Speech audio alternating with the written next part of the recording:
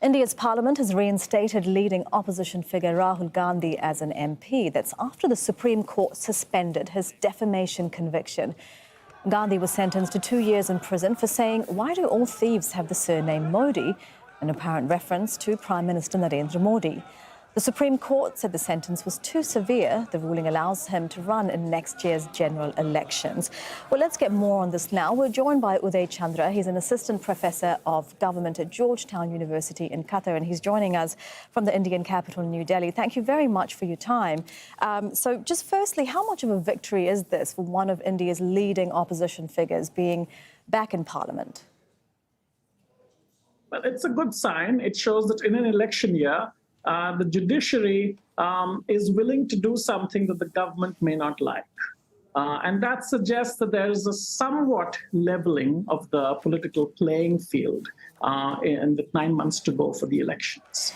Yeah. But, you know, I would be wary of reading too much into this decision. Okay, so you have mentioned that we're going into an election year. How does this bode for that opposition alliance ahead of next year's general election? Could it invigorate efforts to unite the opposition? I think so. I think it's a very good sign. Rahul Gandhi may not have prime ministerial ambitions of his own, but he can unite, 20 or more parties that would be in the opposition taking on Prime Minister Modi. And this is definitely a confidence booster.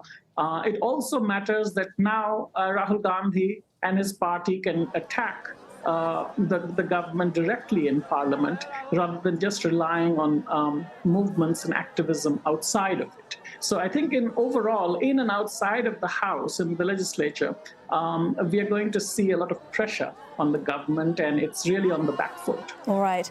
Since Prime Minister Modi came to power in 2014, the government has been accused by the opposition, by human rights organizations, both inside India and international, of weakening institutions, including the judiciary. What do you think this ruling tells us? I know that you've said let's not read too much into it, but what does it tell us about the country's highest court? I think it suggests that there is a period of uncertainty in India's state institutions. No one really knows how the elections next year are going to pan out. There's a lot of disillusionment with 9.5 years of the Modi government.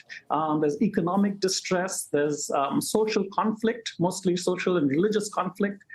So it's a society in disarray, and those who are in the bureaucracy, in the judiciary, in state institutions that matter, might possibly have a change of heart, and they might think that there is some uncertainty over whether this government will be able to retain power or whether it will actually end up losing to a united opposition. And how does a united opposition, if in fact they can stay united until the election, how do they capitalize on what you're saying is a society in disarray? It is a government that has been plagued by many challenges since Prime Minister Modi came to power in 2014, and yet they have won state election after election, and in fact the previous election too. Yeah, I think there's a formidable electoral machine with a lot of money, with a lot of data-driven political activity that brings the government into pole position every time there's an election. However, in state elections, especially those over the past year, we've noticed that the government seems to be struggling in the states. So far, we haven't seen those struggles in a national election.